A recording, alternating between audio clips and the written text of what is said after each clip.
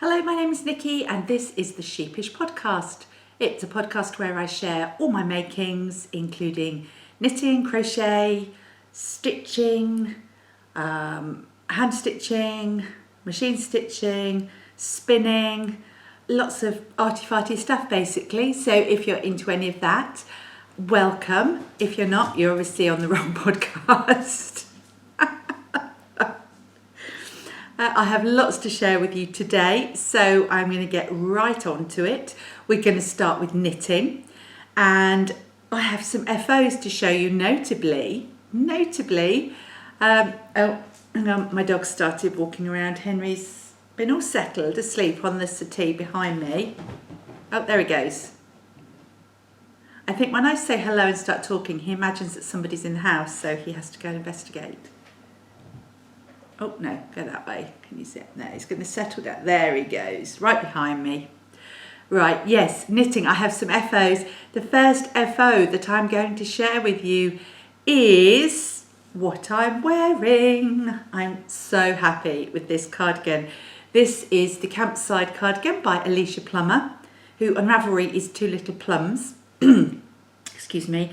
She's designed, oh, they're very well known, and I think I've talked about these before. The two garments she's designed that I think are the most popular are the Campside collection and the In Stillness collection. So if you haven't seen those, go and have a look. As you know, if you've watched this before, I've knit the Campside drop shoulder pullover, which I showed you last time. This is the Campside Cardi, and let me stand up, which I might regret because it's taken me ages to get the camera. All right, so it's very difficult because when you stand, you end up sticking your bust out, which, you know, I really don't need to do that. But you can see it's got a very wide, it's got this lovely, really wide, I say button band. It's not a button band because there's no buttons, it's just an open one. When I first made this, I was a little bit worried that it was too small, because I'd messed around with gauge. But of course, once you add a nice wide band like that, it's just perfect. And then you can see, I think I've shown you this yarn, didn't I? I think I might have shown you this as a whip last time. And then, I can't really, there you go, pull that up. So you can see quite how long it comes down to, sort of lower thigh, I suppose. Really relaxed fit. The sleeves, excuse me, the sleeves are quite, they're quite big and loose. Again, that's my gauge, but actually the last few sweaters I've made, I've had quite tight sleeves. So I made a point of keeping them fairly loose this time, and I love it. Oh, it's just, I can't tell you how comfortable this is to wear. So let me sit down because you get to see my fizzog. Gosh, that's a 70s term, isn't it? Your fizzog or your mush. So the yarn I used was Asselin, Leizu, Decay, in the Kaleidoscope colourway. And it's a superwash merino silk blend. So that was the other thing.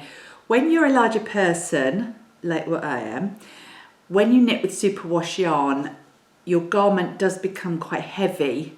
Superwash yarn, a merino actually feels quite heavy, especially if it's worsted spun. So when you knit with that kind of yarn, you have to accept that there's going to be quite a lot of stretch.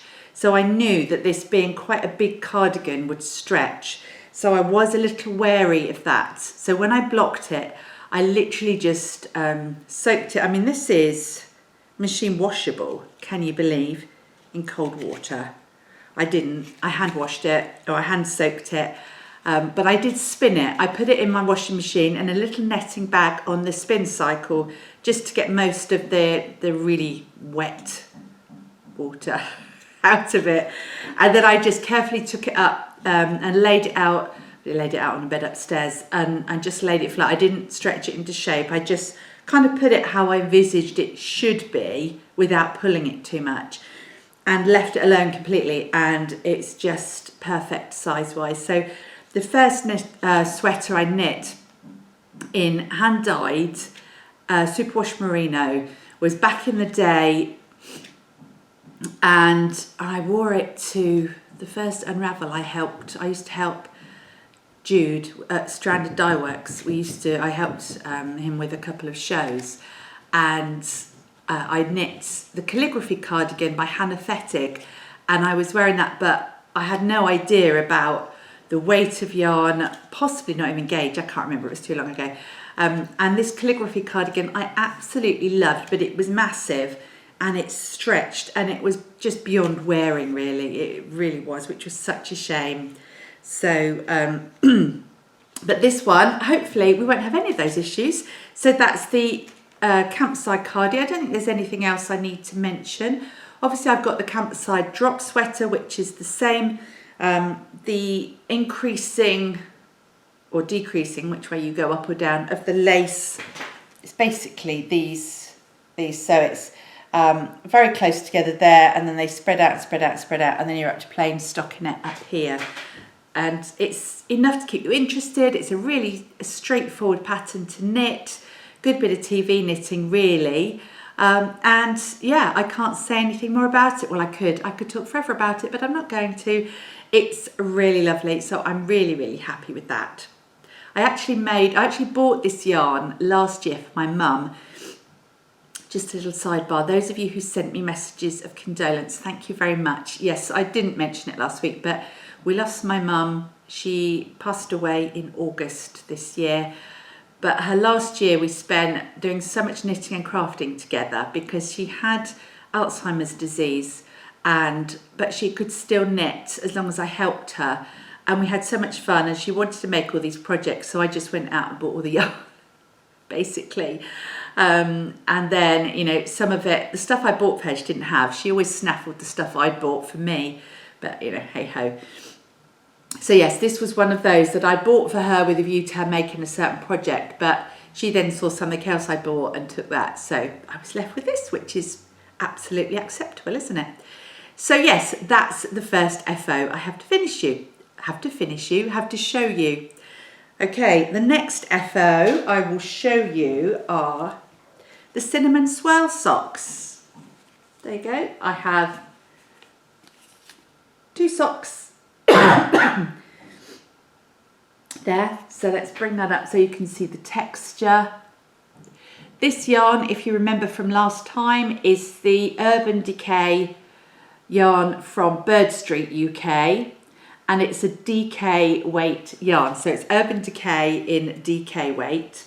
And this pattern is a slightly modified version of the Cinnamon Swirl socks by lovely, lovely Jooles, who is So Sweet Violet on social media, who also has just launched a Patreon channel. So go and check that out because she does the most beautiful projects, especially if you like sewing and English paper piecing, all that sort of thing. So yeah, go and check out her channel. She's been doing a vlog, a podcast for years, and now she's gone over to Patreon. Anyway, I digress. Slight advert there. No kickbacks, please note. You have to say everything now, don't you, on these things? So yeah, they're the Cinnamon Swirl socks. So the difference there, I think, under this pile of pattern, what's that? Oh no, that's the Campside Cardi. Campside, not campsite. Taking me back. Excuse my cough. I'll tell you about my cough in a minute. That sounds really exciting, doesn't it? Well, I don't have the pattern handy. What's that? No. The Cinnamon Swirl socks, at least I can. That's kind of. But if you look for it on Ravelry or on, I believe Jooles sells her patterns on her Etsy shop. So Sweet Violet on Etsy. I made a couple of alterations. So they are for Decay weight yarn. But on Jooles' pattern, you'll see that she has this sort of twisty pattern that staggers up to about here, and then she changes colour and has a different colour here, and then changes the pattern slightly so it doesn't stagger up the rest of the foot, up the rest of the leg. But I actually really love that, and I wasn't planning on doing 2 colours, so I kept it going all the way up. And as you'll see, I made these shorter socks because it was a skein of Decay. I wasn't sure how much yarn I would have. And also, the person, these are a gift for a friend of mine, and I know she likes wearing. That's for Cherie, but these aren't for Cherie. They've gone into my West Country thing. So I knit up to about there, and then I did a super long rib, which I feel I deserve a medal for. So that she could then turn them over. She wears, this friend of mine wears sort of Chelsea boots, ankle boots, or she'll wear them as slippers around the house. So that's what I did there. These are knit from toe up. I love Jooles' beanie toe. It's such a cool way to start off a toe. Really like that for toe up, and I think it looks really nice. I prefer it to the wedge toe, actually. And then her heel, which she calls the Go Day heel, which the first time I made it completely threw me because it's kind of, it's upside down to me to how a normal heel flap would go. I don't know whether that makes sense, but actually it makes knitting the heel flap and gusset so much nicer and easier than doing a normal heel flap. So yeah, I'm just a lazy knitter, but I do prefer a heel flap, so you know. Anyway, cinnamon swirl socks. So these are part of a collection of presents that I plan to give to one of my dearest, oldest friends. And she doesn't watch the podcast, so I can talk about this, that's fine. And I wanted to do a little collection of sort of winter warmers. So these are going to go along with, and I showed you this last time, the Oslo hat. I'm pretty sure I'd finished this. I should have looked back, but I don't want to look back on my old podcast. Oh, bit of paper. So this was the Oslo hat with the Dandelion Dogwood, Slub and Suri Alpaca held together. I can't put it on because I've got a big clip in my hair, but so that's going together with the socks, and then also going together with my next finished object, except the ends aren't sewn in, so forgive me, which is the Getting Warmer Cowl. You see a theme going on here, which is this. I always think this looks very strange when it's not on. I might have to give her instructions as to what it is when I give this to her. But if I put this on and show you, let me show you the yarn. So this is Rowan Cotton Boucle. And I don't know whether I showed you the yarn last time or not. Is that, I think that's focusing. This is such gorgeous yarn. I did put this on my Instagram. So if I put this on, I did put this on, excuse me, just before. It's so soft, honestly. It's just air. It's like putting on.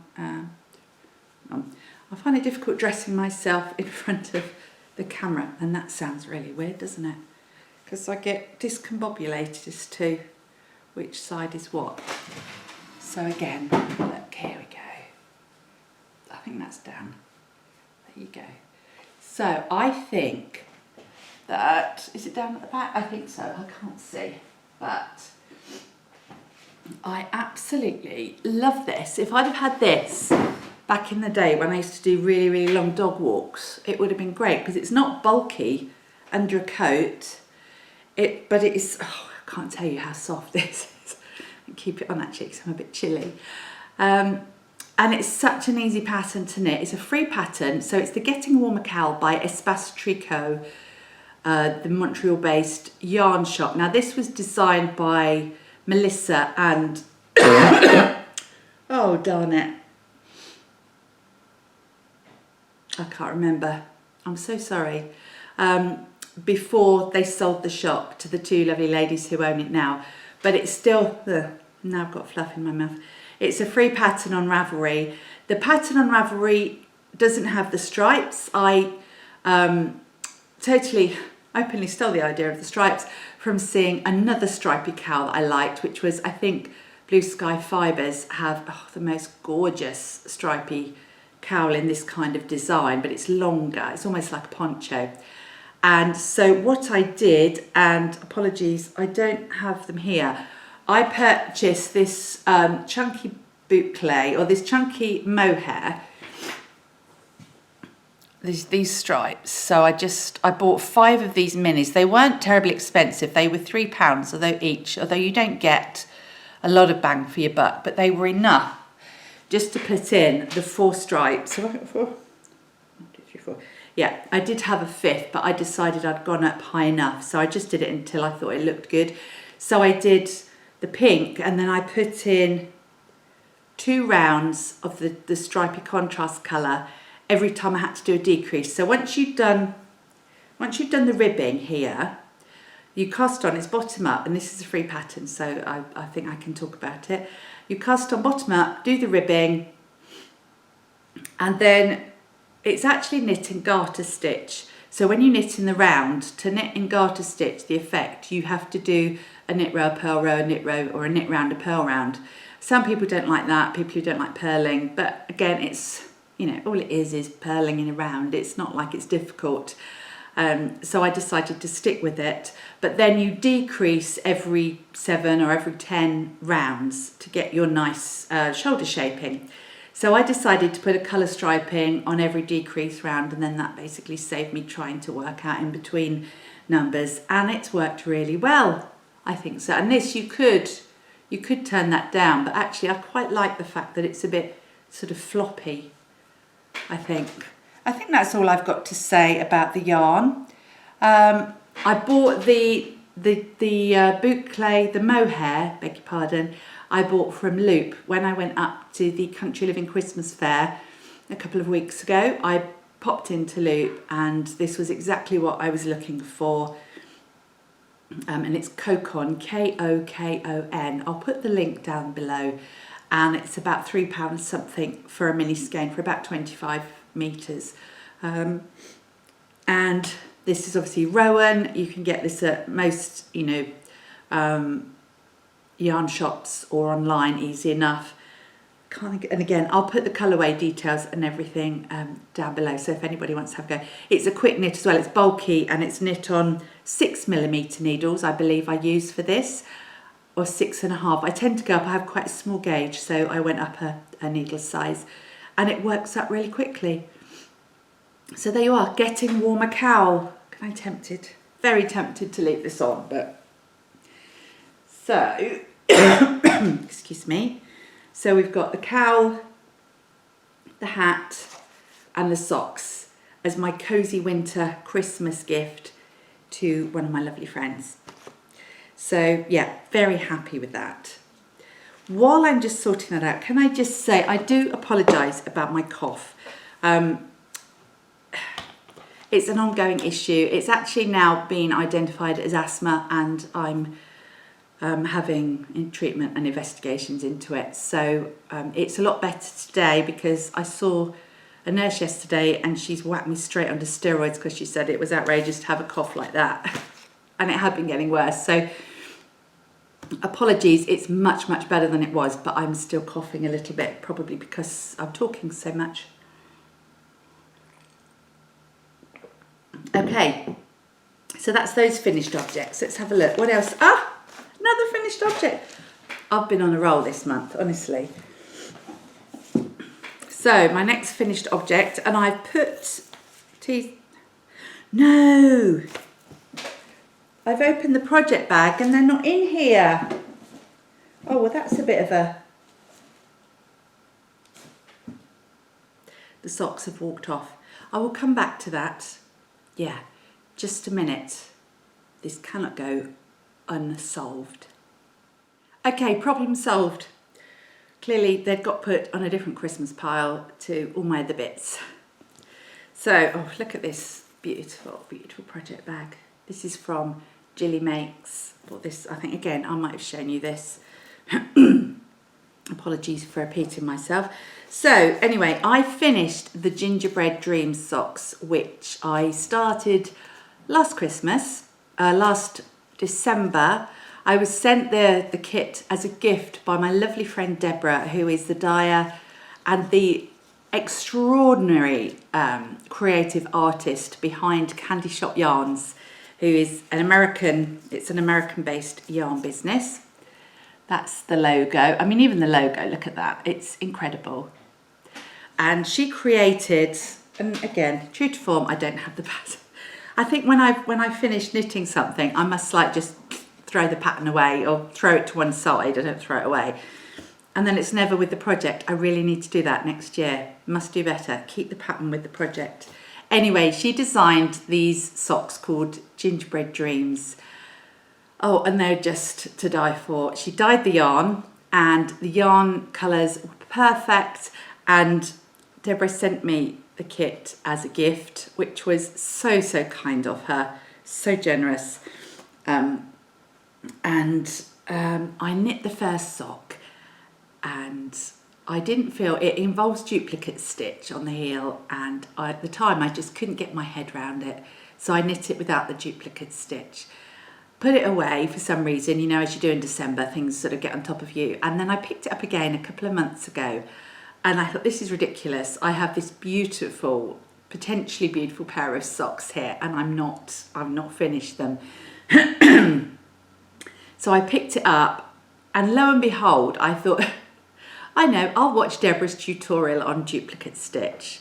Watched it, no brainer, absolutely fine. So I knit the second sock, included the duplicate stitch as I went along, and it was fine. But then I had to go back and either pull out the first sock to the heel to do the duplicate stitch, or try and do it with the heel in situ, which is what I did. And I prevailed, I managed to do it. And here is, well, I'll show you first of all the gingerbread man on the heel. Look how cute is that? How adorable is he? There you go. So that was the duplicate stitch bit, and then the sock itself, I've put on the blocker. Look at that, how, oh, it's just totally gorgeous. And this is Stellina. I believe everything except the gingerbread, the brown colour, which is perfect. This colour is absolutely gorgeous. The rest of the minis are on Stellina, so they sparkle. But what a super sock. Oh, you see a skinny gingerbread man there. But obviously, excuse me, there you go. So, yeah, I finished these. I'm so chuffed to bits with these. Oh, look at that. I'm not as bad as I thought. I do actually have the pattern. And again, I said at the beginning, didn't I, about how super creative Deborah is. You can look at how look at the layout of that pattern. I mean, that pattern itself you just want, because it's laid out so beautifully. There's not a pattern giveaway on there, so I'm okay. And there's a picture of her gingerbread socks. So yeah, this is, I mean, it's, I take my hat off. I doff my cap, or do off my cap. Getting Dickensian now, but that's for later, for Deborah with that. So I don't know if she's got, I should have checked, I don't know if she's still got the yarn kits for the Gingerbread Dreams socks in her shop. She's on candyshopyarns.com. I'll put the link again below and you can have a look. At one point, a UK yarn dyer picked up the mantle. I think Deborah liaised, consulted with her last year because the demand was so high for these kits. But I don't think that's happening this year. So look, I've got, that's the brown. And then got the creams. So this is what came in the kit. The pink Stellina there. And oh, look at that, I can do a hula hoops thing. And I've still actually got a green mini. So I could probably I could certainly make another pair of shorties with this. I could even do a bit of finagling with all of that. Who knows? But now, because I managed to nail the duplicate stitch thing, I'm not going to be afraid. She's got some other socks. She's released a couple of other pairs of socks with duplicate stitch things. And for those of you who don't know, basically with duplicate stitch, you knit as normal, but then you go back and you take your darning needle and your yarn and you then, as the name would suggest, you duplicate the stitches. So you sew over the bottom colour here, so the green, and you sew over it with your colours to create your picture. So it's not, once you get the knack of knowing the best way to do it, I mean, intuitively I could understand how to do it. But when it came to doing it, I was all over the place. So, yeah. So, another FO. Are you impressed with my FOs? I am. I have been working like a bit of a Trojan though with it all. Right, I have one more. Oh, I have those as well. Okay. I think, well, I've got my notes under here somewhere. Socks. Yes. So one more FO to share with you, which is, no, and I've left the pattern in the other room. Okay, so I am as useless as I thought. Last time I showed you some hand spun yarn, so this kind of links in with the hand spun. And I showed you some yarn that I really loved and I really wanted to use it. So I made a hat. And I'm so, my pom-pom is a little bit challenged at the moment because I haven't put it in properly. So this is a hat. It's a free pattern that I downloaded from, I think it was the Knit Picks website, but again, I'll put the details below, I promise. So what I did, because I had this yarn and I think I'd had it spun, I finished it, I can't remember whether this was, I recently finished this, I think I might have done, anyway. And I wanted to knit a chunky hat. I thought, you know, I'll make this. But this yarn wasn't chunky enough. It was probably a heavy Decay weight, which seems to be my kind of fallback for spinning. So I held it double and I held it with some Suri Alpaca. I've got some of the drops Suri Alpaca balls up in my stash, which are great. I wouldn't, sorry, I'm doing a lot of ing, aren't I, this week? I wouldn't buy the indie dyed Suri Alpaca all the time because I think that spending a lot of money on sort of whatever weight yarn you buy and then buying hand dyed Suri Alpaca is quite a lot, let's face it. For a special project it's fine, or if obviously you don't mind about that sort of thing. Anyway, I'm not judging, please don't think I'm judging. I use drops for this one, but that is then my hand spun yarn and it's a very simple hat. If I made it again, and I may well use the pattern as a basis again, I would do a deeper brim. I would do more rib. I think there wasn't enough rib there, and I would turn it up because I've actually made it quite deep. And again, I'm not going to put it on, but and this pom-pom, can we just take a minute to see how perfect that colourway is? The pom-poms are from Nat Helm Yarns. I bought a couple, and again, put the details below. And she does a whole range of colours on Etsy. She's a UK, again, you know when you start to say something and then that's all you say and you notice it all the time? Seems to be what I'm doing all the time. What it is, her pom-poms come on some elastic. You saw that there, didn't you? There, let's put it over my face. And then you pull it through and put a button underneath. Well, I had a big clear out in the summer and all my buttons went, and so I haven't got any suitable buttons to do that. So at the moment I've just caught it through with a thread of yarn. But hand spun pom-pom hat, and it's really thick and chunky and it's lovely, and I made the yarn. So really pleased with that. And I say that was a free pattern. A droopy pom-pom. But I'll put the link below for that. So moving on to hand spun, before I get on to whips, I've got a couple of whips, loads of knitting. I did have, look, very quickly, before we move on to hand spun, I wanted to show you, at the beginning of the year, I decided that I would join in the year of knitted dishcloths that the kitchen sink, was it kitchen sink company? Kitchen sink? Can't remember. Oh, what's her name? I'm really bad with names today. she's got an unusual name. Anyway, you can sign up for her emails at the beginning of the year, and she emails you a pattern every month for knitted dishcloths, and it's really lovely. And I was all set to do one a month, and I did 4, and that's where I stopped.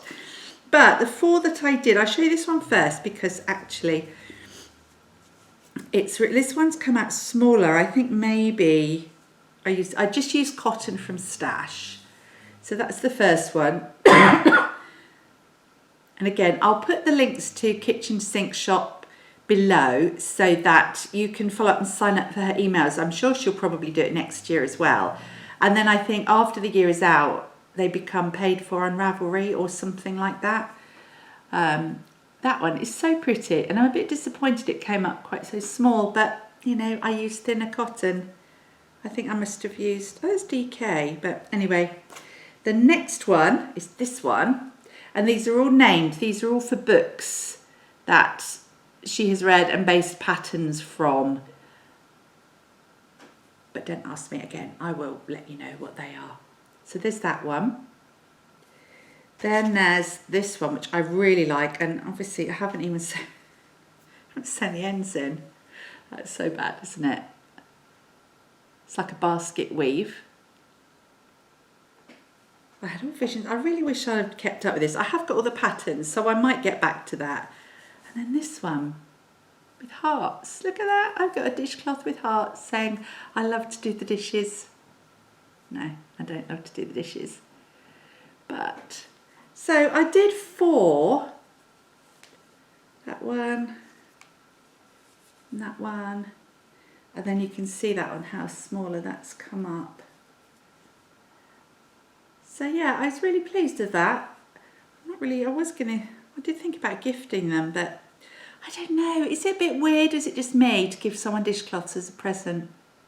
I did give some to a friend last year, just some plain corner to corner ones with some really nice soap, some Neal's Yard soap. And it was really lovely. And she said actually they were too good to use in her kitchen, so she was using them as flannels. But yeah, it's difficult, isn't it, to know? But I love knitted dishcloths. I've got a load of the corner to corner ones, and I really like them. But I think I might continue with these and just till I have a big pile, and then don't know what I do with those. Anyway, that was something I wanted to share with you last time, but never got round to doing it. So that's that. So on to handspun. I have finished the handspun that I had on the wheel last time. I should put a handspun thing there, shouldn't I? But never mind, I forgot. Look at that. I think this has turned out so nicely. I really, really, really love tweed. Absolutely love tweed yarn. And now I've made tweed yarn, I've spun it. So this was it's South American wool, and 90% South American wool, 10% neps, which are bits. And this was bought from Hilltop Cloud a few years ago. And as I said last time, I've started spinning a bit more now. And I've got this, and I just love it. You see all the different, look, I'm going to make you look at it again. So this has been washed and obviously skeined up. I've got I've only got about 180 metres there, which would seem to imply that it's a worsted more than that weight. But I would say, looking at it, perhaps it's just a heavier yarn with the neps. It's more like a Decay, I would say. I would probably knit this up as a Decay weight. And what I'm going to do, I've got some more fibre upstairs. It's similar colourway. I don't think it's tweed, but it's from Katie at Hilltop Cloud. And I think I'm going to just start spinning up skeins and then do a stripe or a fade type of sweater with my hand spun, which I would really, really love to do. So yeah, that's a finished spin. I finished another spin on some art yarn that I bought. Again, that's the trouble with only podcasting sort of every 3-4 weeks. I forget what I put in the last podcast. Did I show you the Christmas art bat that I bought? I bought some art bats. Yes, I did, I think. This is spun, so this is what I've spun out of the art bat. It's not brilliant. I spun it as thick and thin deliberately. It's also got, you can see there was some locks in there, which I spun. And this is from Barn to Barn, who do some really lovely art bats on their Etsy website. I decided, so you can see the sort of the thick and thin there. I was quite relaxed spinning this. I wasn't, being too attentive to it. But it's a little bit on the scrappy side. The other thing, I decided that I didn't want to ply it to itself. So I bought some cream cotton, and I just plied it using a very fine cream cotton, and the jury's out with that. I don't know if I like the cream cotton or not on it, but I couldn't at the time see a red that would have worked. It's not a bright, that lock there is a bright Christmas red, but if you look at it in comparison to the rest, it's much more sort of cranberry-esque, the rest. Cranberry-esque. Anyway, I've spun that. Not sure what I'm going to do with that. That might go on the loom, actually. I got messaged by a lovely lady girl, a lovely young woman from Instagram who started weaving, and so we were having a chat about weaving. For those of you who don't know, I used to do a lot of weaving. You can look back on my Instagram if you're interested, but and I haven't done any for some time. I had to put the big loom away because I had back problems, and then I just kind of fizzled out with weaving really, but I'm getting the twitch to actually do some more weaving. I used to teach classes at Tribe Yarns in Richmond, and I know some of my students from there watch the podcast, so hi, I hope you're still weaving. But I love weaving with textured yarn, so it may be that I make that into a cushion or something like that, just to see. Don't know, jury's out, but I spun it, I did it, and that's time well spent, because it taught me, as you do these things, each project you do more and more, you learn more, don't you? So, look, the kitchen sink shop, I wrote it down in my book. Garlene is the name. I told you it was unusual. Garlene Kitchen Sink Shop is the lady that designs those dishcloths. Really pays to look at my notes, doesn't it? It's a bit like not watching the tutorial that Deborah did for the duplicate stitch. Oh yeah, I can do that. I can remember. Yeah, no, I can't. No. Okay, so where are we? Works in progress. There's not that many, you'll be pleased. Not many I can show you anyway. I have got some more finished objects, but a couple of them are gifts for my daughter, and I have a feeling she might, as I said to you last time, she whizzes through to see if there's anything of interest to her, so she might pick it up, so we'll have to wait for next time. I did get the urge. I went to Hobbycraft a couple of weeks ago and had a bit of a Hobbycraft fest, which I think is probably similar to Hobby Lobby in the US. And I decided we've got new furniture, new lounge furniture coming. In fact, it's coming next week, which is really exciting. And our lounge colour is going to become sort of Scandi blues and chalky blues and pale green and sort of really nice colours. Sorry, I'm going to have to sit back for a minute. It's the old back starting to creak. And I decided I fancied knitting a cushion cover out of some chunky yarn. Now, there's no way I'm going to buy chunky yarn from an indie dyer. I'm sorry to all you indie dyers out there. I love you to bits. But, you don't get much yardage for your money, do you? Because you have to put the same amount of work into dyeing the skein as you would a sock skein, don't you? But you can't, because there's less yarn, you can't then sell it cheaper. It's really hard one. So for chunky yarns, I tend to look, either I hand spin or I will buy big box yarn. Anyway, I also don't like working with synthetic fibres. In the past, I've banged on about that enough. Change is afoot, I have to say. with 2 dogs who are old and pretty skanky. Sorry, Henry, I love you, but you know. And they do sit on the furniture with us and they cuddle up. And so any nice cushions, I mean, I've woven cushions and I've had to put them away because, you know, they're done in indie dyed or really nice yarn that I can't just throw in the washing machine.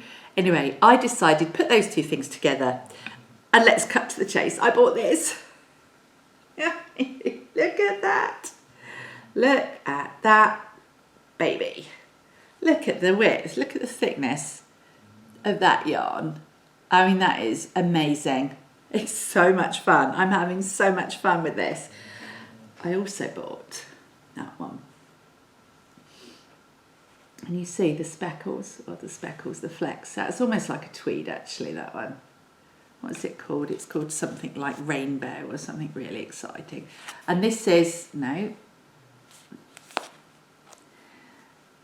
Hug It Out Knit Craft. It's 100% acrylic.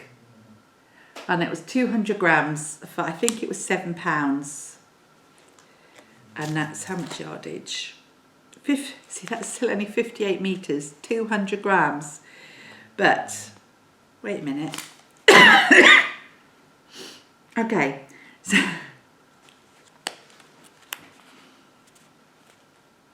didn't see that in the shop. Hand wash. But you can tumble dry. Whatever. Anyway, so I bought these with a view to, I was going to make a scarf with that one. But then I realised when I got home that I'm going to need more than 1 ball. And then you start to think, yeah, it's going to start getting expensive again. Or at least, not expensive, so I got a fluff.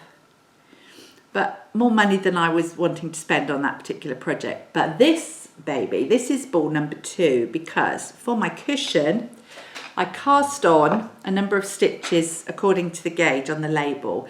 And then cast on 30 stitches, thinking I'd make a 16-inch cushion cover. That was way too big, and I thought I'm not going to get a single cushion out of 1 or 2 skeins of yarn if I do it that big. So I ripped it back and I just cast on 24 stitches and did a moss stitch or a seed stitch if you like, depending where you're from. And this, I think this will have enough give in it actually to fit an 18-inch pillow in there, cushion. I've been watching too many American podcasts. In the UK we call them cushions, scatter cushions. Whereas I believe in the USA you call them pillows. Pillows go on our bed in the UK, whereas cushions go on the sofa, or you don't sleep with your head on them. I'm not offending anybody, but you know, that's just the way it is.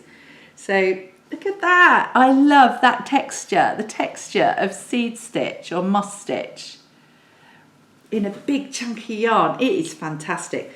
So this is 1 ball. I mean, it really, the gods were smiling at me. So I elected not to continue on with 1 strip and then fold it over. I decided to give it more structure. I would actually join it on all 4 sides rather than just have a fold at the top. So I went and bought, and I've cast on, for some reason, I've left this mid-row. Look at these needles. They're so pretty though. They've got like this blue spot, shiny bit. And these are 12mm needles. So when I knit with this, if anybody's knit with, I don't even try to knit like I would. I just sit here and I sort of do that and then bring that round. Oh no, except I've done that wrong. What have I done? Oh, this is the first row, that's why. That's a bit weird. You know, when you do seed stitch, you have to remember. So I have to sit, I can't have anyone sitting next to me because I'm doing this. Excuse me.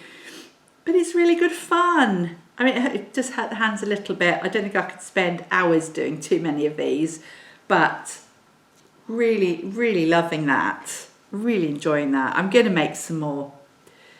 And hopefully our new furniture's coming next week. So that's really exciting. Oh, excuse me, I've got an itchy nose. I think it's fluff from all the fluffy things I've been showing you. Right, I think, is that on my whips? Oh, finally an update on the crochet. So, bling, crochet, the granny square blanket that I'm making. I am now, actually they're not all in here. Oh, so they're all in here? Possibly not. Can you see? I have nearly finished the first box of the Sheepish yarn. So for those of you who weren't watching, I'm doing a very simple granny square blanket. I'm making all the squares up and then stitching them together, doing an invisible join as I go along. The pattern I'm following loosely is from Sandra Cherry Heart Designs, and she does join as you go, I think. I've just made the squares, I won't go into great detail because I talked about this last time, but I made the squares one round bigger than she does on her pattern, because then I can get two squares out of, and I've got one of those little mini skeins, and these mini skeins come in a box like this. So there's 60 in there, so that means I'm nearly at 120 squares.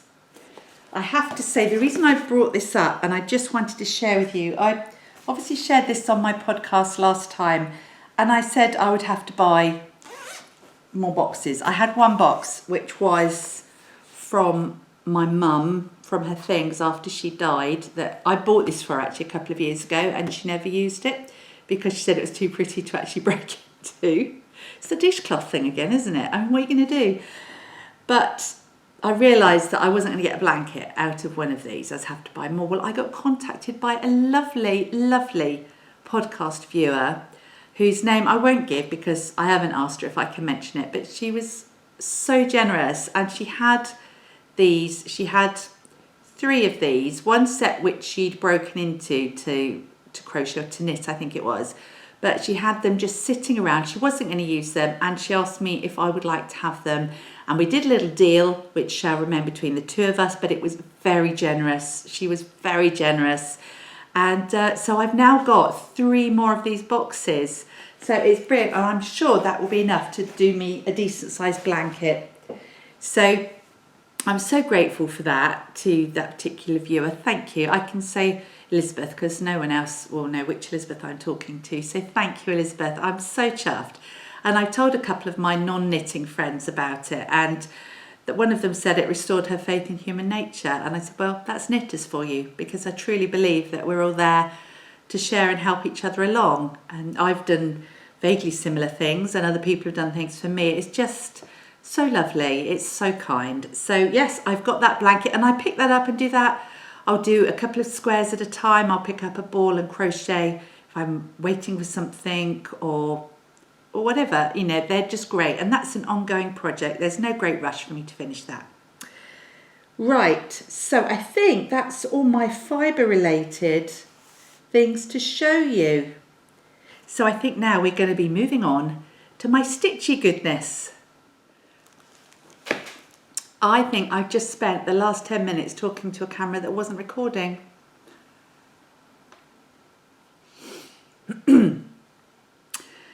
Okay, it's only because the camera went to auto off mode that I realised otherwise I could have recorded the rest of the podcast and it would have been lost forever. Some might say that's a blessing. Okay, so I was briefly talking to the camera about the book review that I did, the Annie Downs book review, and that was up a couple of weeks ago, last week, week before, on this YouTube channel. So if you're interested in seeing some of the projects from the Annie Downs, what was it called? Simply Home, Quilts and Little Things book that I was talking about, check out that video. If not, I'll briefly show you a couple of the things I made because they're so darn cute, to be honest. And these were slight adaptation of the pattern, but from that book. So the first thing I made was this really cute purse. It's slightly bigger than the pattern says because I had to buy the metalwork, the frame here. and the only frame I could get was a bit bigger than the frame the book said. So stated. So I enlarged the pattern pieces, this pocket bit, so that it would fit this clasp. And it's a rose gold clasp. In fact, I even brought that. So it's a hemline one. Excuse me. And so and these are wool scraps that I bought from Moda a couple of years ago, that I bought to do applique. I'm going to have that conversation again. And I've used and just put together, I put my pin, my Hugs from Clara pin on there, which I really love. And then, as you can see, I didn't put a fancy lining. So it's quite large. I wondered about using it as a notions pouch, or it could just be a purse. I'm not sure. I just really like it. I'm going to make another one, probably even bigger. There's a slightly bigger version in the book that has a box bottom as well, so it's more of a clutch purse. But this one, and it was so good to make. You could actually put, and I showed this on the book review video. It's got those little things there, look there, that you could actually clip on and put a strap on this, so it could be a crossbody, just a bag to grab when you go out to the shop and you just want to throw your keys and your credit card or something in there. But that, I thought was really cute. I just made 2 9-patch squares out of these smaller scraps, because these weren't all squares, they were all different shapes. And then I cut around the pattern, and that's what you've got. And then you stitch on the frame. I don't know if, can you see there's the holes in the top? You just sew through there, so to put the fabric onto the frame. It looks really cool. It's so simple. A bit fiddly, the fabric part, but it's such a good make. So I made that. And then I made the applique piece, which currently is just backed onto some fusible foam, because I'm not sure what I'm going to do with this yet, but I also made that.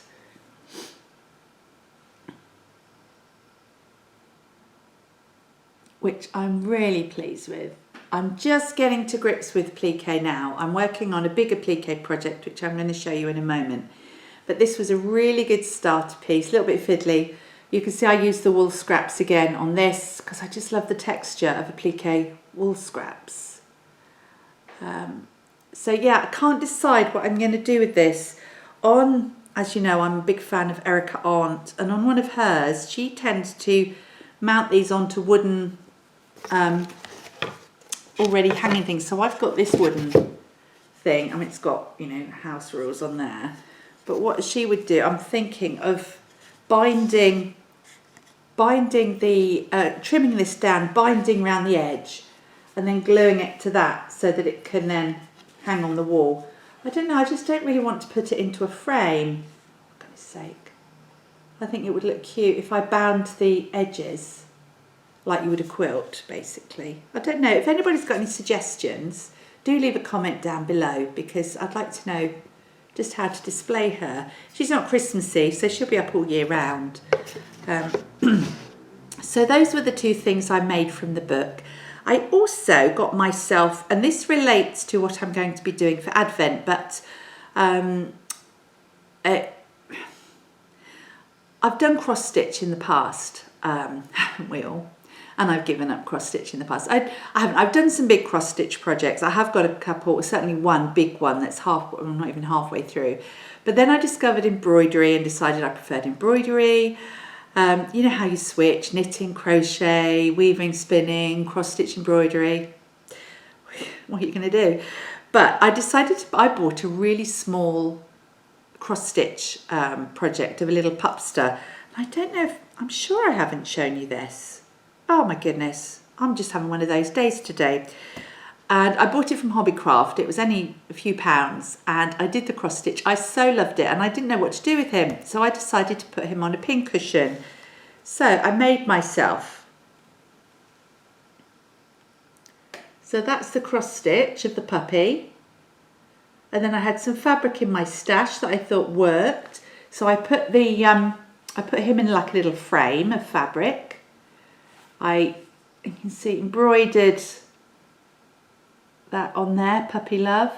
Put the little button, which is a Lynette Anderson, there you go, button.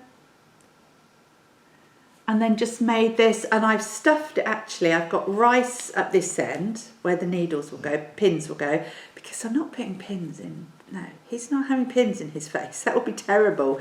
This is just wadding. This is just stuffing, polyester, polyfill stuffing there. But I put rice, and I also put some lavender actually there. So hopefully, as I'm using it, it does smell. It'll be all calming and lovely. So there you are. I'm just going to check back because I really hope I didn't show you this. No, I don't think I did last time. If I'm duplicating myself in any of these, do leave me a message below, and then I'll have to make sure that I actually watch the previous podcast before I then start recording again. But he's really cute, and that got me into thinking, yeah, I could do cross stitch.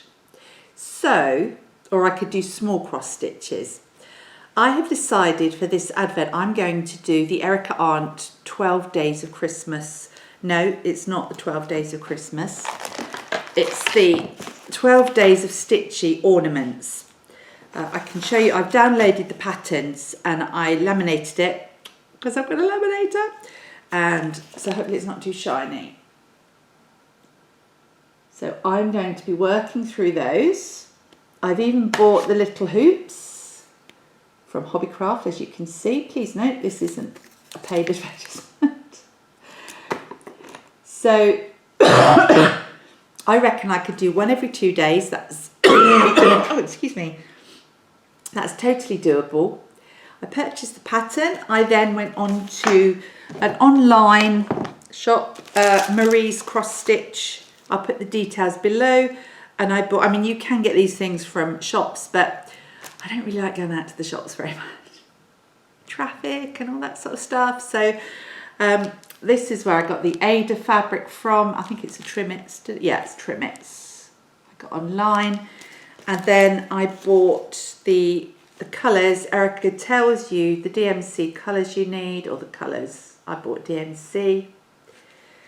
And then each of these, I can't really show you any more than that, but she gives you, no, I better not, because this is paid for. It's not expensive. If you go to Erica's website, her shop, then you can download this as I've done. The patterns are in here. They're quite small. It's really reasonable.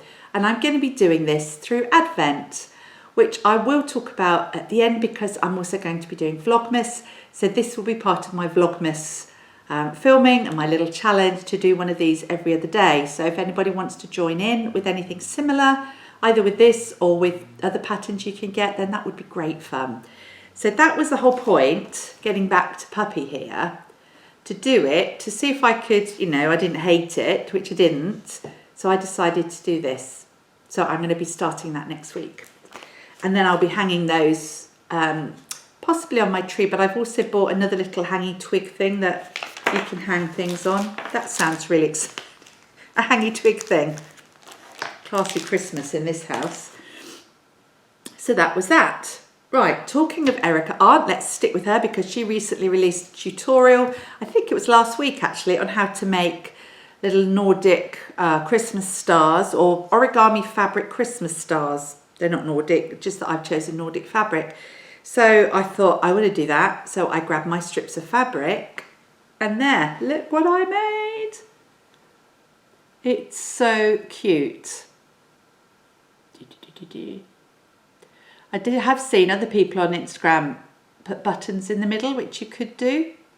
And this is all, I think it's all folded, so it's no sewing at all. It's great for doing with kids. Personally, I don't need kids to do things like this. I just do it myself. And this fabric was part of a fat quarter pack I picked up at Hobbycraft. But it's got the gnomes on. So there's 4, yeah, still got the string around it, but they're also, oh, that one's got a Santa. Hang on a moment. There we go, look. So we've got Santa, we've got grey stars, We've got gnomes. We've got trees with owls in. And then the other packs, I did buy 2, obviously, because this is different, has got these in.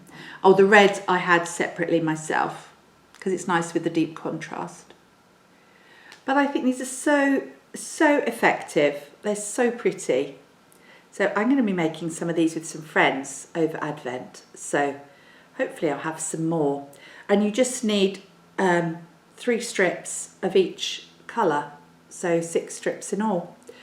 Check out Erica's video on that. It's on her YouTube channel, and I'll put the link below.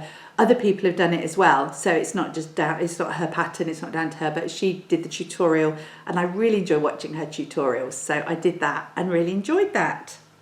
So that was that. Another thing she did a quilt as you go mug rug, and I've wanted to learn quilt as you go for a while, so I thought, right, scrappy project again, it's perfect. So I made a quilt as you go mug rug for Christmas, which I think, where's Peter Rabbit? There you go, there's Peter Rabbit and his mama. And then I used all scraps this side, and then I backed it again with scraps. That's a facet thing, but you can see the quilt as you go I did there. It's actually not too shabby. Really pleased, I really like this. I'm going to be making a few more. Took a while because I do like hand stitching the binding down on the back of a project like that. So I didn't, you know, there's a few bits. It's not like 5-minute jobby, but it's not long. It's not a long project. And apparently you put your mug on one side and you put your sweet treat on the other side.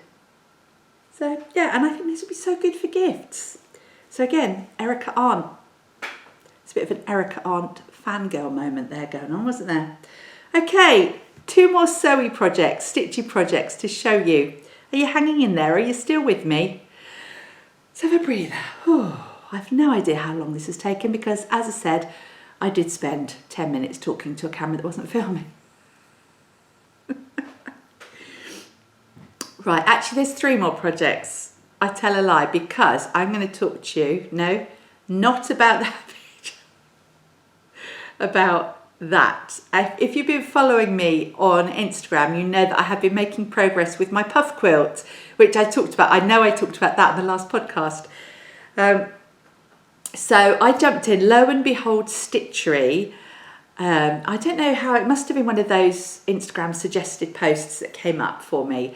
And they were doing a puff quilt along through the end of November, or middle of November through to December, middle of December. And I thought, oh, I like the look of that. I'll do that. As you do. So, and I thought it was a 6-week stitch along. So I thought, no, because it's contained, it gives me enough accountability to actually do it. It's doable. And I think, no, I'm going to jump in and do it. If I'd have, sorry, I'm still fluff floating around here. If I'd have left it to do next year, I probably would never have gotten around to doing it. So actually doing it now with some degree of accountability, even though there isn't really, but I am posting every week on Instagram and you do get entered into a draw, although that's not the reason I'm doing it. So anyway, these, hang on a minute. No! are the squares. So I'll just get those to show you. So this is all scrappy. These are the rows that I stitched together. So you basically cut out, I'm making, as I would, the second largest size. So I had to cut out 360 front squares from the coloured fabrics and then 360 plain or uninteresting squares for the back. Now I had enough sort of linen-y, calico-y, cottony, plain stuff like that from the years gone by when I made toys and things, that I was able to do all of my backings with that. You don't see this when it's finished, so that's fine. And then you have to work out your pattern. If I can insert a picture, I will insert it here in somewhere in the screen if I can do something clever.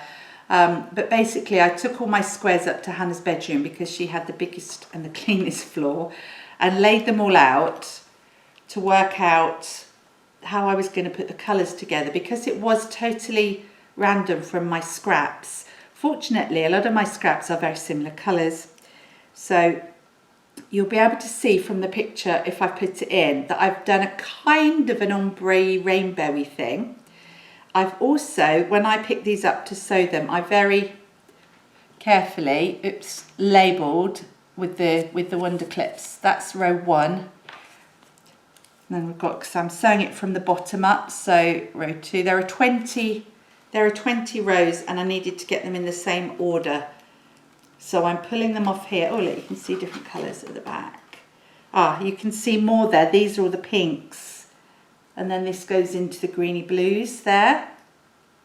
So they're the strips. So I've got 9 more strips to stuff. This week we're stuffing the puffs. So I have half a puff quilt that I can actually show you. So let me pick this up and show you. Are you ready? Just stand back here. Ta-da! So this is the magnificent beast of my, I need to go in front of the chair really. There. Actually, if I hold it that way. This is obviously mostly the blue corner going into the purple, into the lilac corner. So yeah, so you can see I've done, well this is, I think this is 10 or 11 rows. So actually, it's that way up. So that's the bottom, and I'm working up to the top. But this is amazing. It's quite heavy, I have to say. I'm going to sit down and bring it a bit closer. Can you see? So each puff has 4 pleats in it, which gives you that 3D room, and it's stuffed with just polyfill acrylic toy filling. Again, I had it in my stash. So yeah, that's been the focus of a lot of work. I won't lie, it's been a lot of work, and it's now quite big. Getting this through my machine is quite a challenge, but it's going to be, it's going to be so warm, so amazing when it's done. I know people can also suggest you make it heavier, so it's almost like a weighted blanket. So I've got the, did the right side. I've got the remaining squares to join onto the big piece and stuff, and then the basting and quilting. Not sure quite which way I'm going to go with that. It might not be a rush job, the quilting. I think I might tie it, actually. She suggests you tie it in the instructions. I think the designer, or the lady who's doing the quilt along, hand ties it between each group of 4 of the puffs. And I think I might enjoy to do that. It'll be a good first time of actually using that method to join my quilt. And then you just bind it. So, oh, now I've got some hair in my eye. I'm doing well today. So yeah, I'm doing really well with that, and I will be happy when I get all the rows put together. And then it's just a question of sandwiching it. And she suggests you can put batting on the back as well, or just put the fabric on the back as you would a normal quilt. I don't know. I mean, it's going to be super warm with or without batting, but I think I might put the batting on or not. Don't know. Depends if I've got any and whether I want to buy any more. I've got a couple of quilts that need basting and quilting. One in particular is a Christmas gift, and I really need to get on with it. I'm hoping before the new furniture arrives, so probably the beginning of next week, we're going to give the lounge a really good clean. We've got a hardwood floor, so I'm going to give it a really good mop, and then I'm going to do my quilt basting before the new furniture comes, because then I've got loads of space in our lounge and I can do it. So that's the plan, but you know, we'll have to see. It's where I start getting a bit nervous about basting and quilting, because I don't want to ruin it, but fingers crossed. So that was that. That's the puff quilt. I've also been working on a Christmas quilt for Gary, which I think I alluded to last podcast. We have, in our lounge, our house is quite cold and we have a log burner, and we are being particularly stubborn about the cost of fuel at the moment, so we're not using our central heating. So I recently, in the autumn, I made him a little lap quilt. He doesn't like being totally swathed like I do in a big quilt or a blanket, but he likes just to, he wears shorts, I mean, for goodness sake, but he puts over his lap. And I made a pumpkin quilt, which was on Instagram, if you want to have a look, patterned by Helen Phillips. And I made him a pumpkin quilt for the autumn, and he absolutely loved it. So I said, well, the beginning of December, we have to put the pumpkin quilt away, and I'll have to make you a Christmas themed one. So I bought a pack of Christmas I bought what I thought was a quilt kit, and I filmed before I started making it. I filmed a little segment, and I'm going to put that in here. Okay, so here is past me when you watch this. I just wanted to record a quick segment. I'm just about to start work on one of the Christmas quilts that I talked about. And because I didn't get a chance to show you in the podcast that I just recorded, I thought I need to show you this set before I actually sew it. And then hopefully when I record the main podcast, I can then link by the magic of technology and you can see what it turns out like. So fingers crossed, that's what we'll do. And I'm deliberately going to be closer to the camera because I did take into account the comments that have come in. So now I very quickly preface, because you know me, nothing's ever quick. I absolutely love Scandi, pale, gentle, chalky colours. I'm really, really into that at the moment. And as we redecorate our home, I'm hoping to incorporate those sort of colours. That said, if you've known me for a while, you'll know that I have a very broad taste. And actually, I love colour. I love, love, love all sorts of bright colour. I love vintage and I love kitsch. So I should warn you that this next little quilt that I'm going to be making comes under the heading of retro and kitsch and super kitsch. And you might want to put your sunglasses on. But I saw it and I fell absolutely in love with it. I will also say that I hopefully will have talked about the small sort of lap quilt that I made Gary for the autumn, the pumpkin quilt, which I hopefully would have shown you by now. Written it down in my notebook. And this quilt will be to replace that. So come the end of November, I will put the pumpkin quilt away for next year and I will give Gary the Christmas quilt, which I'm going to show you now. So it's a set designed by Riley Blake, who is very well known, obviously, fabric designers, I think worldwide. Oh, I keep saying as well, sorry about that. Right, because I'm not sort of a bit more casual today, so I've not got my newsreader header. Anyway, it's the Christmas Joy Quilt, it's called, by Riley Blake Designs, and it features a big central panel and then patchwork around the edge. And so it's a little bit of a cheat. I've never made a quilt with a big panel in the middle before, so I'm actually quite excited because I'm hoping it'll go quite quickly. But here is the picture of the quilt, and I'm going to bring it right close. Ooh. So it's a free pattern actually, and that's the centre panel. Look at that. So anybody who was brought up in the oh, excuse my cough, I know it's irritating, in the 60s or 70s will remember, if I said Baby Sham, the drink called Baby Sham in the UK, and that I'm sure is the little picture from the Baby Sham quilt, from the Baby Sham bottles. That is the quilt. Now, I saw this and I just fell in love with it immediately. So the pattern, as I say, is a free pattern. So I will put the details below where you can download it if you want to, because you could actually use it with your own centre panel. It's from website Rose Garden Patchwork. I'm sure That's it. Of course, I wrote it down and now I put my book the other way. But I will link the website below where I got it from. But it is available, I think, on other websites. It's not exclusive to them. That's the quilt. So, are you ready for the centre panel? This just makes me smile. It's so outrageously kitsch. Okay, here it comes. It's quite big as well.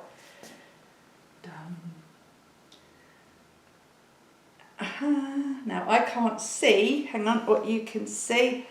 Oh, I'm on tiptoes. There you go.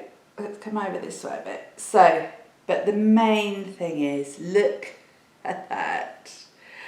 Oh my goodness, that is so adorable. It really is. And then you've got, look at these around the edge, these little vintage people, Christmas pictures. I'm very excited because I've got plans to make some gingerbread men. That's another story. Then there's the more basic sort of pattern ones. Then you've got the baby sham, fawn, and then it sort of repeats. Hang on the bottom. Then you've got the little characters again. So that is the central panel. So it'll be around that I build the rest of the patchwork and the quilt. So I will show you the rest of the pieces. There's quite a lot actually. I think it was really good value. These are all the pieces. I'm sorry, I do have, again, those of you who've been with me for a while know that I get seasonal coughs left, right and centre, and it's not a virus, it's actually, well, nobody knows what it is, I just cough. Which I appreciate irritates you, because it irritates me. Not a lot I can do about it. Right, so we have, here we go, look, that one. I mean, I'm sorry, look at those little kitties and doggies on the sled. Oh, this fabric is just amazing. Oh, there's the little mice. Just adore that. That one. Then there's the same in red. And I believe these are all fat quarters. I think these are all fat quarters. This one I love, and actually I've ordered an extra batch of this one. I ordered some extra because I thought a Christmas bag might be nice. It's the text of the nightmare. The Night Before Christmas in green. And then you've got the same Night Before Christmas in red. I nearly said nightmare again there. Then you've got these very leery Christmas baubles. Probably, if I saw this fabric on its own, I'd run a mile. Oh, just really, I'm embracing the kitsch. Let's embrace the kitsch of days gone by. We've got this lovely, I don't know, it's not really tartan, not really check either, is it? Plaid, perhaps, in green. We've got it in red and green. There, coming a bit closer again, sorry. And then pink and red, which I love. Hannah zoned in on that one. Then we've got some plain, well not plain, lovely pink with green hollies. And white with holly. And then, obviously, candy canes. So that's what came. Now, I can't remember offhand the cost. It was reasonable. I think all the fabric was about £50, 50 US. Where am I? Am I in the US? No. Do I buy lots of things from the US? Yes. But actually, we're talking about pounds sterling now. About £50 UK for that lot. And then you did have to buy the panel. I think the panel was about 12. I will look it up before I put this out. So it doesn't include the backing, but you could use an odd sheet. You don't have to buy anything flash for the backing. I will probably, on the pumpkin quilt, if I've already spoken to you about that, you will have seen that I used microfleece for the backing of that. So I didn't put quilt batting in it, I just used microfleece, and it is so cosy. So cosy. Gary absolutely loves it because it's so soft. I've got the sort of husband who wears shorts as much as possible, but we have agreed this year we're not putting the central heating on. We're going to put more clothes on instead, which is, you know, probably how a lot of us were brought up, let's face it. We've also got a log burner that when we do get very cold, that will go on.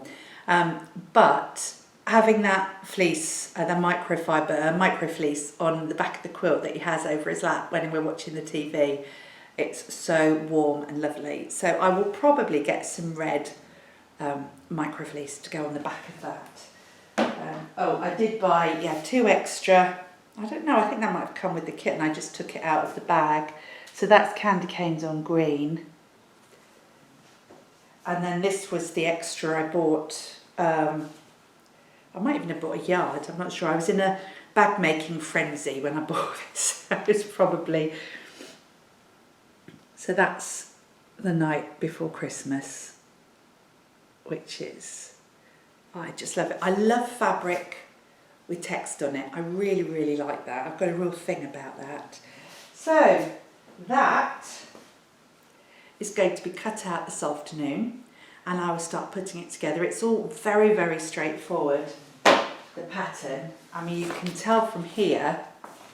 So you've got the big central panel, which actually includes, I think, over to there. So, oh, I've not done that very well. So it's got the narrowness of that panel with the top bits here. I'm going to have to face it. There you are. So I think the panel is down to there. No, it's not. It's the whole... Oh, I don't know. No, it's the red. Okay. Will I cut that out or shall I leave it in to let you know what a dummkopf I was being?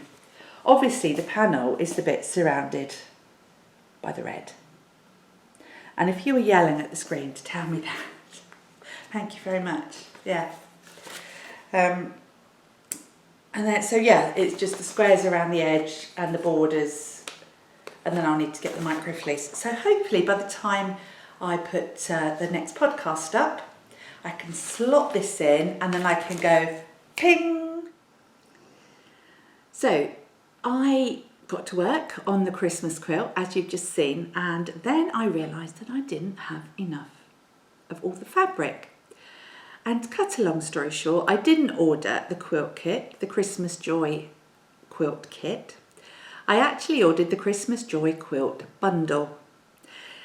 And, you know, I should have read it properly. It was my fault. I did email the shop and I said, and I can't remember, darn it, where I got it from, but I said, oh, I don't think I've got enough fabric. I think, can you tell me, am I doing something stupid? And I got a lovely reply saying, oh, I've checked our orders. You ordered the bundle and not the kit, which means you're going to be a little bit short of some of the fabric. So that was a bit disappointing. So it kind of went back on the back burner for a while, but never to be thwarted, I decided that I could make the numbers work and I do my own thing. And I did, and yesterday I finished the top of the quilt and I shall show you. I shall hold it up for you. I noticed there's a tea stain, a very, very tiny one, but this obviously will be washed anyway. So let me find this. So this is how it's turned out. Now I'm going to have to go up and up and up and up. Look at that, dear. Now, for those of you in the 70s, I'm sure you'll all be shouting, it's the baby sham deer. Fawn, sorry, it's the baby sham fawn. That's how I relate to it anyway. And it's much bigger than I had originally thought it would make it, but there you go. It's so so pretty. It's so lovely. I really can't get more of an idea there. Hopefully you can see that. So the centre panel is up to here, basically up to this red border. So that was the centre panel, and then I put the borders, the edges on. So if you can have a look at some of the fabric. It's so vintage or retro. I really, really love it. So now I have ordered, I'll fold that up, that does my arms ache. Hang on, let's fold that up. I want to show you. How cute is he? And then we've got the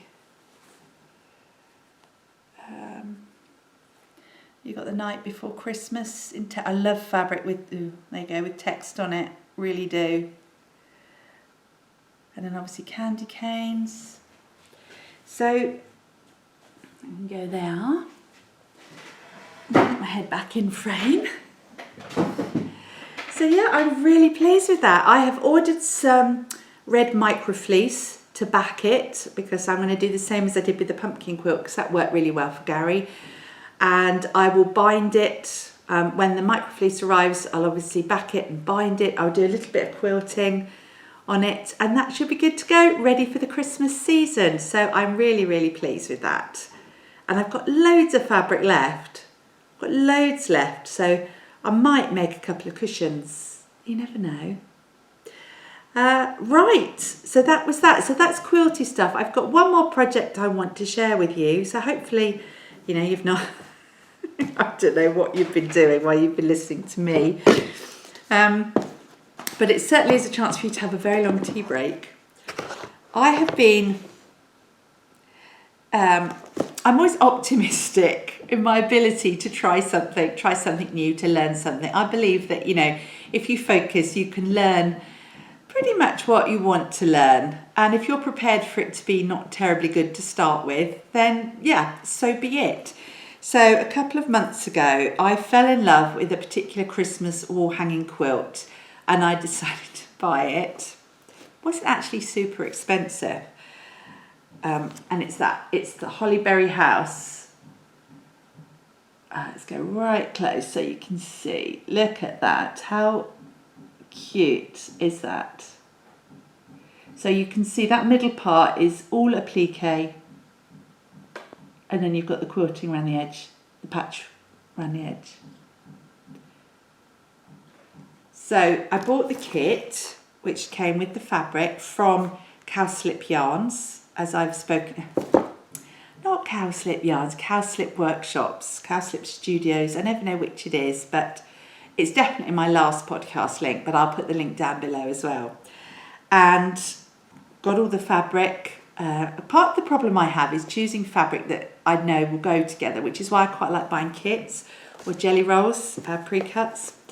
And I have made a start, and I'm going to share this with you because I'm really tickled as to the start. You see, it's not big. That is where I'm at. So you can see I'm halfway through. Hang on. I've done that tree. I've done the house. There's a bit more embroidery to go on the house. And I'm just on the Christmas tree that goes next to the house there. So that's where I'm at. So I'm trying to make a point of doing that perhaps on a Sunday and doing quiet stitching on a Sunday. Don't know if I'll get it finished or not for this Christmas, but I will give it a go. I think once, you know, when I sat down this Sunday, I got, if you can see the windows have all got embroidered sort of pane glass in them. Well, I got those all done, and I got this tree done, and I got half of that tree done on a Sunday afternoon. So if you look at it back there, I don't know, I think it's going to be possibly a bit tight. But one of the reasons I have worked so hard on my gift knitting this month is so that I can go into December and just do the bits and bobs that I'm not committed to doing. So with this, if I don't get it finished by Christmas, I don't get it finished by Christmas. It'll be all the more exciting to have it for next Christmas.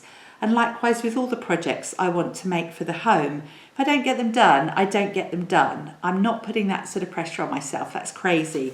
I want to enjoy doing them. So I will work away at Hollyberry House. I've got one big project left to do. I've got Hannah's Christmas sweater today. It's not a Christmas sweater, but a sweater for her for Christmas. And again, I wanted to really get my needles fairly clear for the beginning of December so that I could really push on with her sweater. I've done a sleeve and I've started the second sleeve because you knit the sleeves first. It's the Jessie made great raglan sweater. I think I mentioned it last time. So I need to focus on that for my knitting. But everything else is really just, if it gets done, brilliant. And if it doesn't, it doesn't. I'm just really enjoying it. And I think that's important. That said, I would really like to get the Christmas Stitchy, 12 days of Stitchy ornaments done. So, you know, hopefully we'll get those done. But again, if I only get 6 done, brilliant. I'll do the remaining 6 next year. I've actually got half of a mini quilt Christmas wall hanging that I started last year, which was from Sarah Edgar, Pretty Fabrics and Trims. And I've elected not to finish that this year because I want to get these other projects done because this is the sort of the role that I'm on. So I'm not too hard on myself. I think life is hard enough. I think you do the things that bring you joy, not in a selfish way, but yeah, crafting is meant to be fun, isn't it? So that's that little lecture out of the way. I was going to show you some bits I bought, but I will show you one thing that I bought this week that I just think is so gorgeous and such amazing value. I bought a project bag. You probably will have seen these. This is an Emma Ball project bag. And it's penguins in pullovers.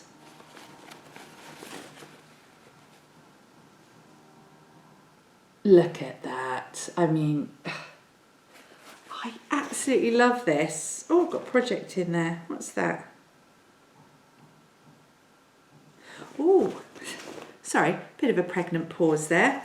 I put my new sweater cast on in there, which I'm not going to cast on until I've got Hannah's done. But it's a drawstring, you've got your canvas bag. It's really quite a heavyweight cotton. It's really lovely. And I thought I'd left the label on, but I haven't.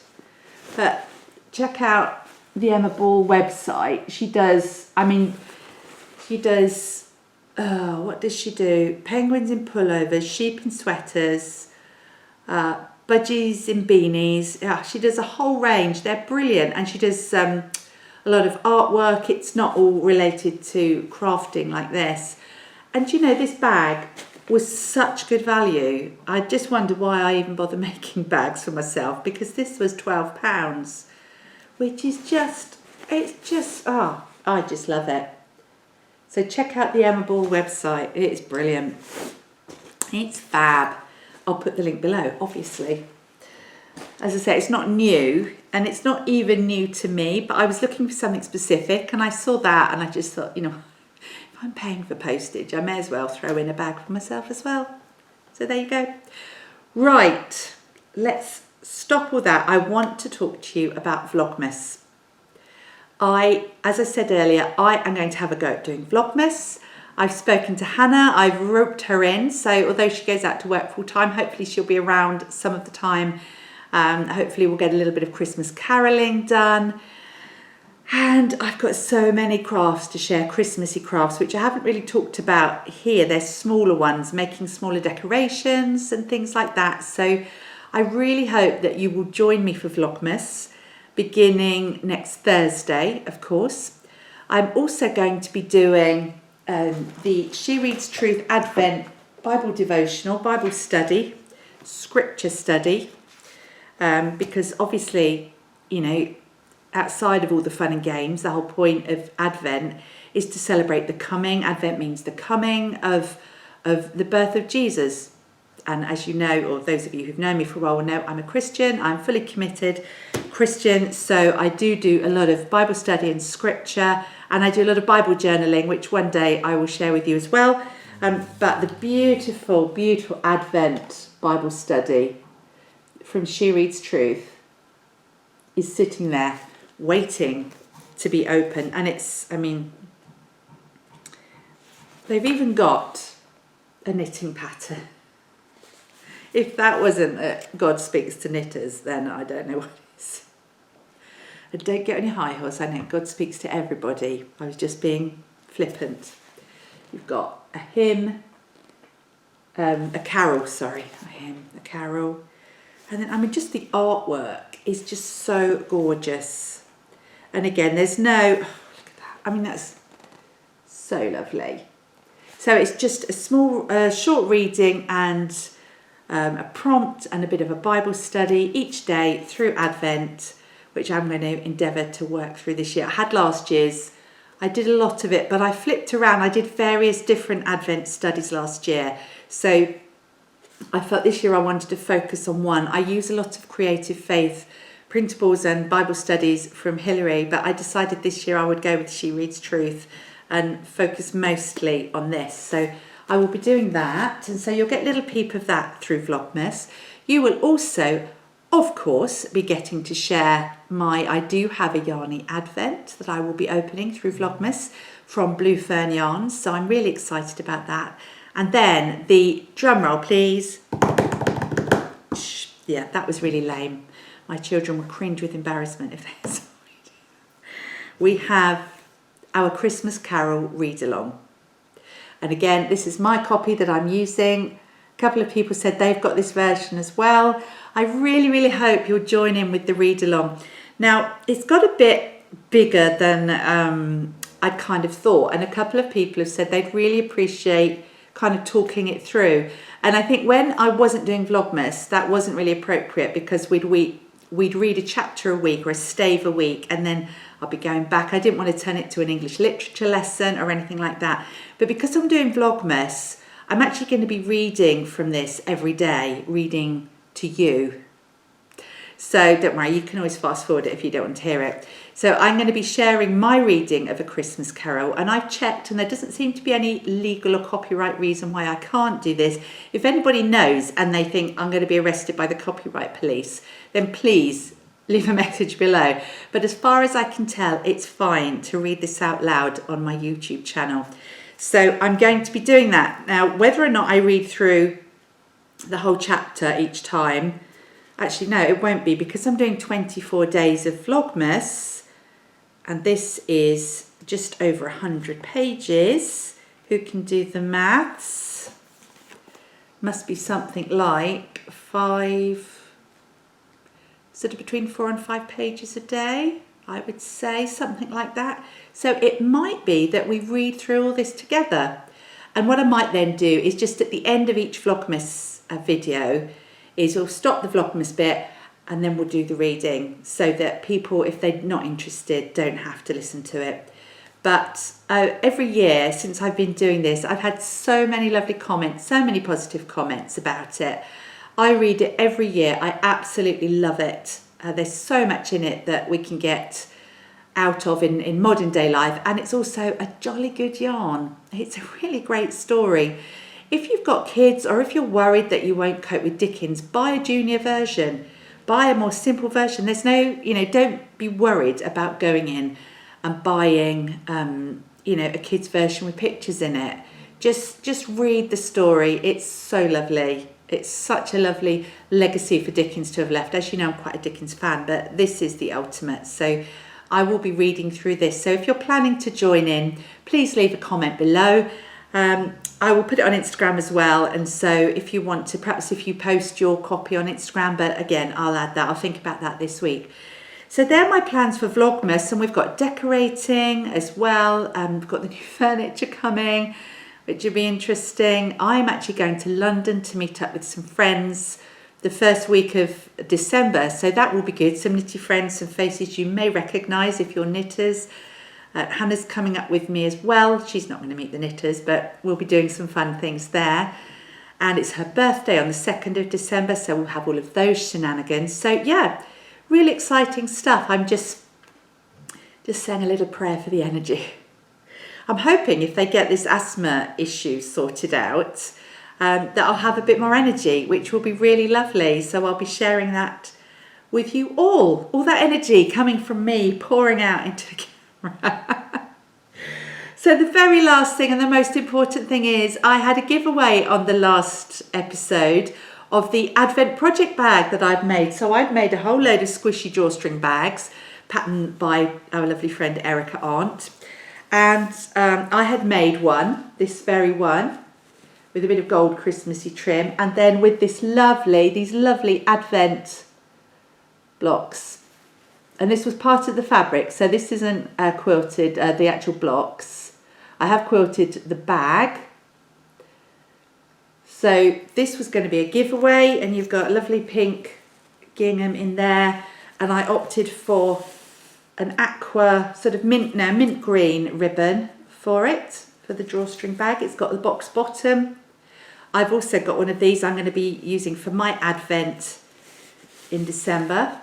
Now, it did occur to me that I'm cutting it a bit fine, especially in the UK with the postal strike, but I have a feeling I have drawn the winner. I used the random comment picker from YouTube, and the winner was the Crafty Chemist. Yay! So I can't find the details. I've got a feeling she might be on Instagram, actually.